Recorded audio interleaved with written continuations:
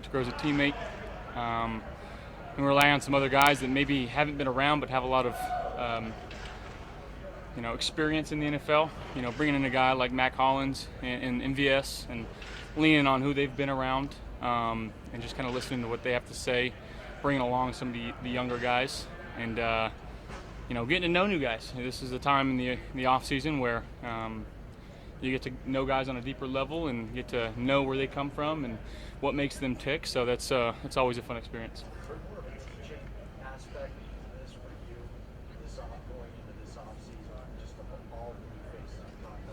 Yeah, I think it's a lot of teaching, but also a lot of learning. Obviously, with Joe being at the helm at OC, just understanding what he likes, the concepts that we're trying to put in, trying to run here, trying to teach what these guys are doing, and just, again, growing and appreciate you.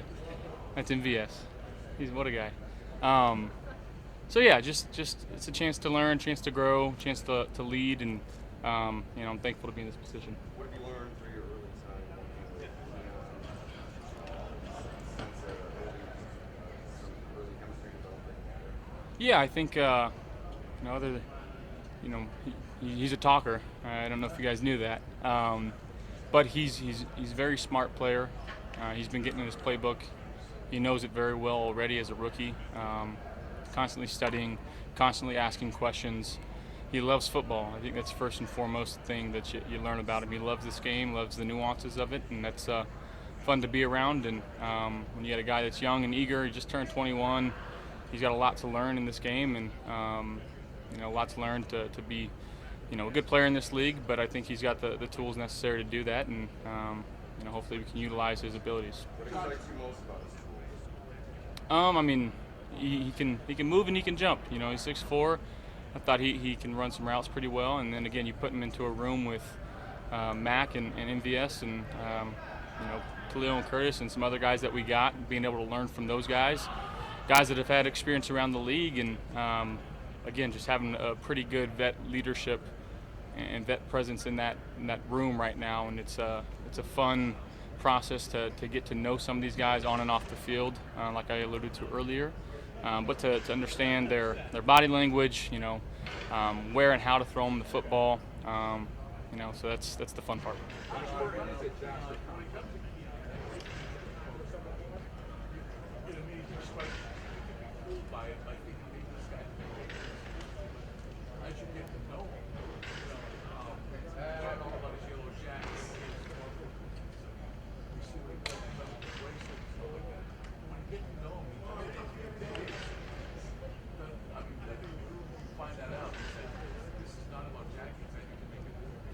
He understands that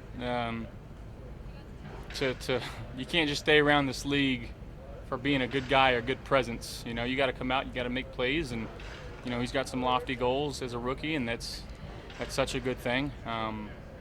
He wants to come in and help this team win football games, and again, each day on the field, he's quite the opposite. He's very focused, and he's doing what he needs to do to try to become a better player.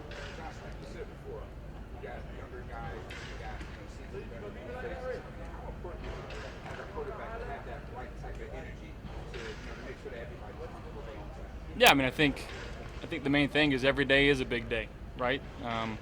We don't have the luxury of relying on previous reps. We don't have in-game experience with a lot of these guys. So every day is a chance to learn and grow, and we're going into it with that mindset. And I appreciate the guys for how hard they're working, and the type of like I said, presence that's in there, and most notably Mac Hollins. Again, the guy that's pushing guys right now. He's talking good. He's talking bad too. So, but he's very realistic, and I appreciate the edge that he's been bringing to that room right now, and how hard he's been pushing these guys, and how well these other guys have been responding.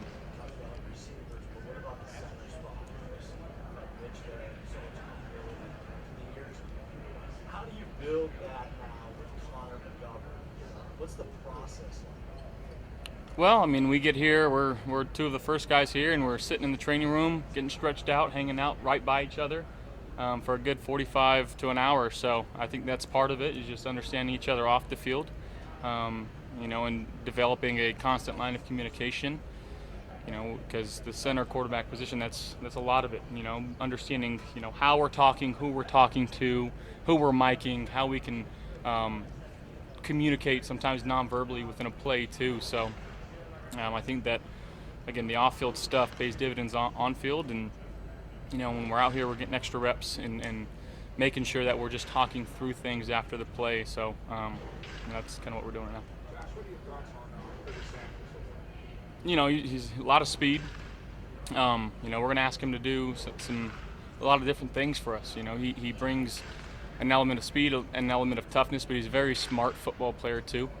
I've enjoyed getting to know him. He's one of the locker room guys that we can you know, talk with and hang out with, and you know, his mindset's been very good since he's been here. Obviously, he's been in a system with Joe Brady before, and I think he's excited to be back in that type of system, and knows what type of role he could have on this offense and what type of player that he can be. And you know, I'm excited for it because he's been showing some flashes, and you know, I just love throwing to him.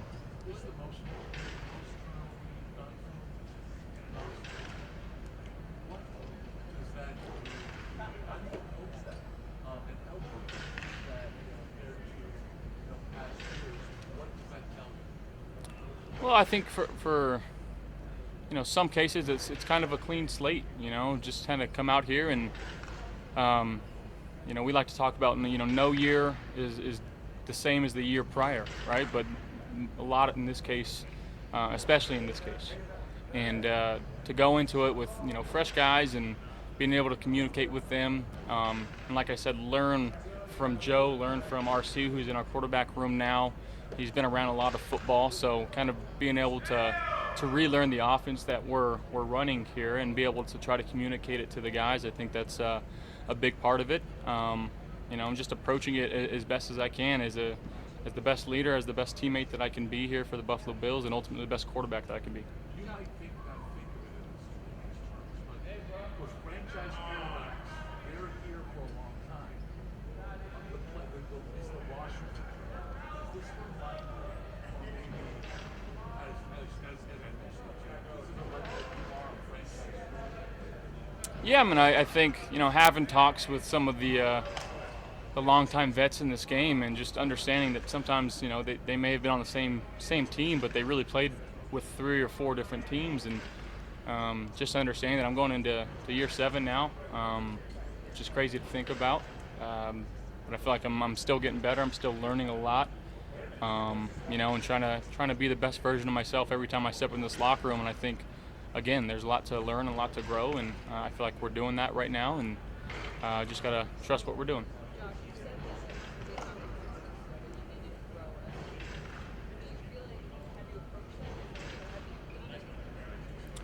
Yeah, I mean, I think just again, talking and chopping it up with different guys in the locker room. I know it sounds weird, but just sitting with different guys in the cafeteria and getting to know them and their families. And I truly believe, and again, I've said a lot over the years, that, you know, having that relationship off the field, you know, pays dividends on the field. And you know, it's no different now. I think there's more of a maybe an intention now, and just more of a focus on it now.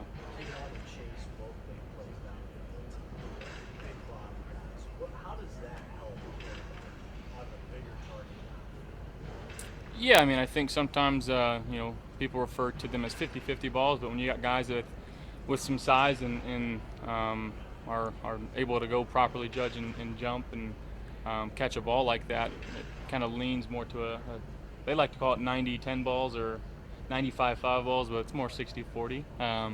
It'd be great if we can turn them into 90-10 balls and just know that, you know, having that supreme trust of putting this in a spot where he's going to get it, and if he doesn't, nobody is. So, again, I think that comes with getting more reps with these guys, but again, the willingness for these guys to come out here and work and put their head down and run, and I think that's the emphasis that we have this year, right? Like, everybody's got to do your job. Everybody's going to eat. Sometimes you're going to have to run the you know, for the love of the game route. Sometimes you're on the outside running a bus ticket and making sure that you're trying to do everything you can so your teammate can catch a ball. And when you do have those opportunities down the field, you got to make them. And you know, like I said, guys are responding well to that, and trusting in the process and trusting what Joe's calling and putting in, as well as Cromer. And we're just moving forward as a team right now. Josh, what are your thoughts on the Red Helmets potentially making a comeback this year?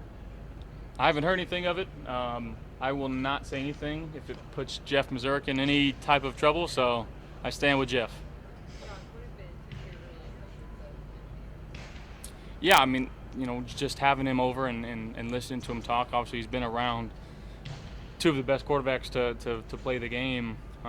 He's very smart. He sees things through the lens of a quarterback. And when you put that type of mindset in a guy, especially with his tools, he's tall, he's very fast. He's gave us problems the last couple of years, and now he's going to be able to try to help us win football games, and just again utilizing his experience and trusting what he has to say, and just trying to build a rapport with him and move forward as quickly as we can with him. And like I said, put him into that room, which has some good vet leadership right now, and using him as well in that room, I think it's going to be very helpful. Two more.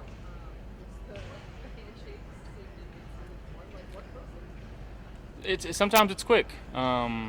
Sometimes it happens over time, but you do one thing sometimes and they like it and it sticks, and that's just kind of how it happens. So there are 30 players who can play. Yeah. 30 NFL players who can play In the NBA, You heard this whole discussion. I saw a little bit of it. I'll tell you what. No. Expand. I don't listen. I think there's guys on both sides that have the ability to. I'm not talking about sitting at the end of the bench. I mean play. I think I can give some good minutes. And 3-and-D guy, like I'm gonna bust my tail on defense and chuck up a shot or two and pray that it goes in, but I'm gonna box out and go get some rebounds. I think I have the tools to do that. But I can give you a good 6-7 minutes off the bench. I think so. Go Bills.